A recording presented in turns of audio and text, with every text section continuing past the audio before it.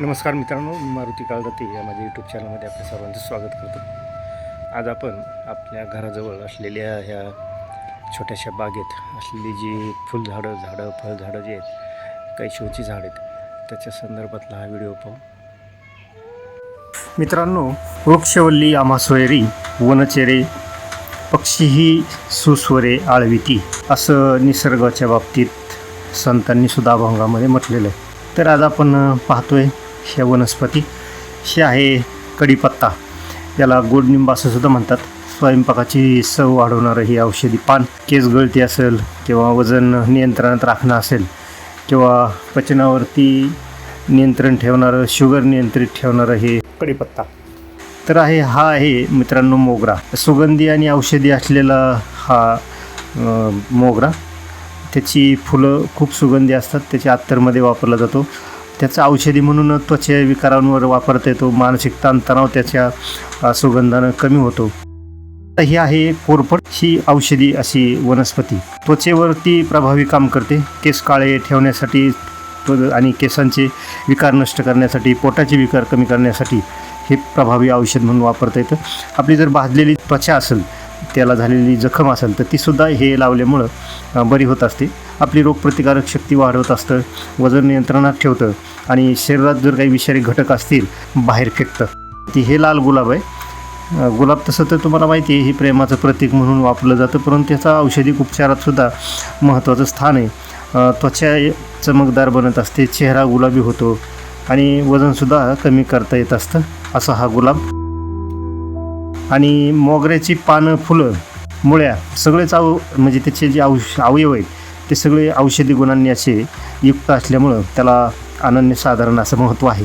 याला लहानशा अशा मस्त कळ्या लागल्यात आणि केसांची जी वाढ असते ती वाढ चांगली होण्यासाठी, त्याचबरोबर याची जर फुलं आपण पाण्यात उकळून केस धुतले तर केस चमकदार आणि मजबूत बनत असतात.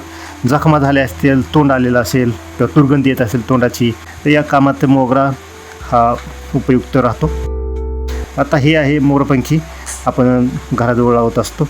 आणि चामखिळा असेल किंवा आपली म्हस असेल आणि खोकला असेल, त्याचबरोबर सांधेदुखी, सूज असेल आपल्याला आणि त्याच्या वेदना होत असतील, तर त्याहीसाठी हे वेदना कमी करण्यासाठी औषधी म्हणून वापरता येतं.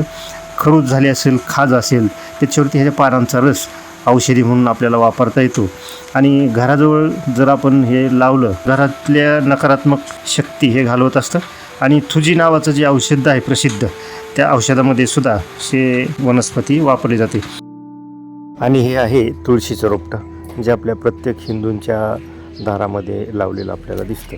स्त्रिया याला फेऱ्या घालत असतात आणि जास्त ऑक्सिजन आपल्याला मिळतो असं हे पवित्र रोपटं, हे तुळशी. याबद्दलचा सेपरेट एक व्हिडिओ आपण त्याच्या फायद्यांविषयीचा बनवला आहे. आपण माझ्या चॅनलवरती जाऊन ते पाहू शकता. आणखी हे आमच्या परसबागेतलं छोटं रोपटं आहे मोगऱ्याचं.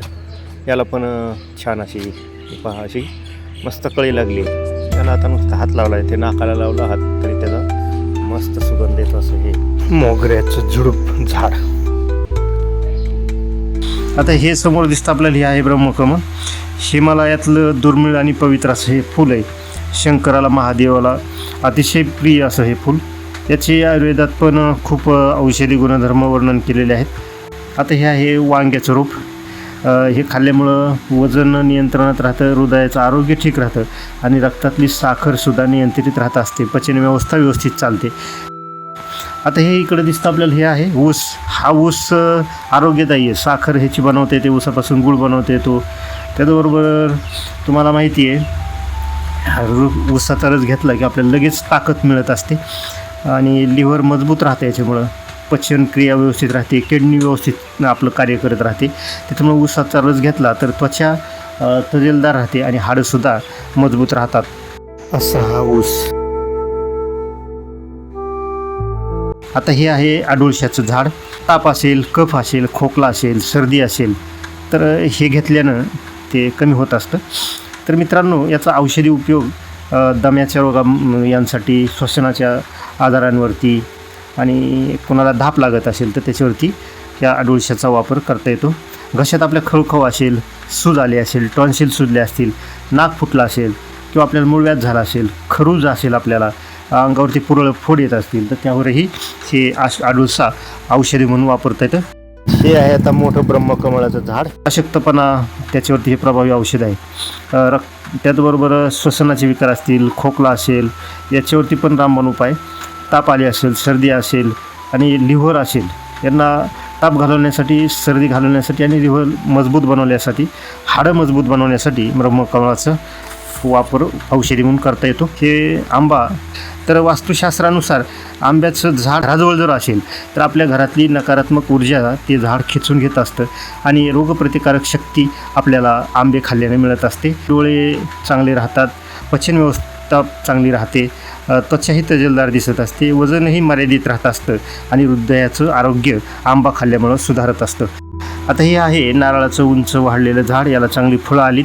हे नारळ आपण पूजेमध्ये वापरतो आणि आरोग्यासाठी सुद्धा याचं जे पाणी आहे ते आपल्या शरीरातील इलेक्ट्रोड्स नियंत्रण ठेवण्यासाठी महत्त्वाचं काम करत असतं. आपलं पचन सुधारतं आणि बद्धकोष्ठता नष्ट होत असते. वजन नियंत्रणात ठेवलं जातं आणि काही संसर्गजन्य जे रोग आहेत त्यापासून आपल्याला संरक्षण मिळत असतं. असं हे पवित्र नारळाचं झाड. आता मित्रांनो, हे आहे पारिजातकाचं झाड.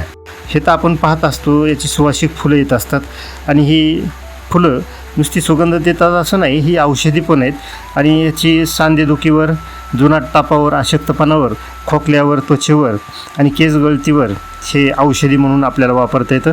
आणि हे याचा सुगंध घेतल्यानं आपल्या मनातली चिंता असेल काही तर ती नष्ट होत असते, ती चिंता कमी होत असते. मित्रांनो, मागच्या आठवड्यातच आपण जास्वंद कटिंग केलं पाहिजे का, कसं केलं पाहिजे काय, असा एक व्हिडिओ बनवला आणि तोही यूट्यूबला टाकला. तर त्यातलं जे 2 जाड फांद्या होत्या त्या आपण या ठिकाणी लावल्यात. तर आता ह्या 8 दिवस झालेत. तर ह्याला हळूहळू आता हे फुंचे फुटायला लागलेत थोडे थोडे.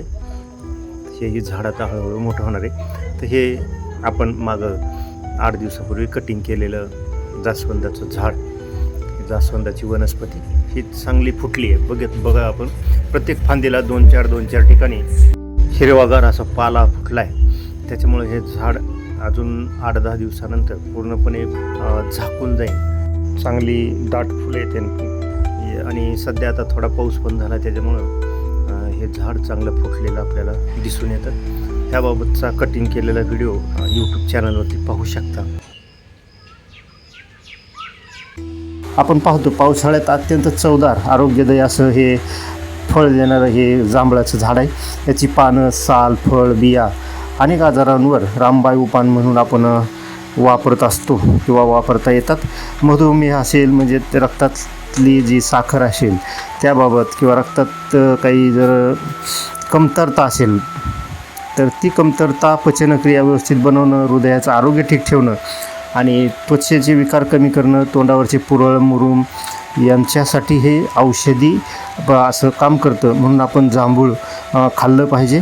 आपल्या दातांचे हिरडेसुद्धा मजबूत बनतात, यासाठी जांभूळ खाणं महत्त्वाचं आहे. खास करून मधुमेहामध्ये जांभळाच्या बियांच्या पावडर करून वर्षभर वापरल्या जातात. मित्रांनो, हा व्हिडिओ आपल्याला जर आवडला असेल तर लाईक आणि शेअर करा आणि असेच नवनवीन वेगवेगळ्या पद्धतीचे माहितीपूर्ण व्हिडिओ पाहण्यासाठी माझ्या मारुती काळजाते या यूट्यूब चॅनलला सबस्क्राईब करा. नमस्कार, धन्यवाद.